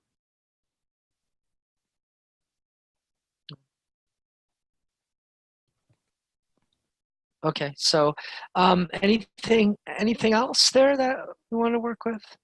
The Yeah, turmeric milk's a lovely suggestion, by the way. what about giving the Brahmi or gotu kola? Brahmi is building. It's a skin healer, so it can be very good. I'm not opposed to that. I think the gotu kola would be great. You just got to make it at high enough doses. And I think like yesterday you were on KP's call, right? Yes. Give her a high dose. Yeah. Give her a good dose. So translatable. Here's I asked a question about that, but here's something. Generally, herbs are somewhere between 2 to 3 grams per teaspoon. Okay, so giving her like 3 cups a day with at least 1 teaspoon in it would be a minimal dose for this. Okay. Yeah. Can you hear me? Yeah, now we can. Okay. I have a kind of a general strategy question that might be more as you get toward Ayurvedic practitioner. Mhm. But she has all this ama, but she also has like a lot of high vata and a lot of stress and depletion overall. And so at this point, would you focus more on shamana palliation therapies before doing more shodhana? Absolutely. That's why I'm not giving her like super googaloo mixtures and stuff like this right now, which would be very Okay. indicated. Yeah, no, we need to give her stress, relaxation. That's where we got the gotu kola, the manjisto, the marshmallow, building and just soothing and getting the digestion going and getting some of the ama lightly brought. So absolutely, good thinking. We're taking kind of a Brahmana with a slight Langana approach here now, later, different. Yeah. So wonderful. I just because time-wise we're a little bit over, but I wanted to complete this and use this. Thank you again, Rafael. You're also kind of a guinea pig for everybody for learning. So I'm sorry that I was cutting you off a lot and just kind of coming in. I just wanted to pace it so we could finish and actually do all 3 components for the new people especially, to be clear of how we're going to present. Okay. I imagine by the end of this class we may actually be doing 3 cases per class, but you know it's a slow building process as we all learn the format. But go ahead, last questions. I just want to just give a little apology to Rafael and thank you for being brave to do this.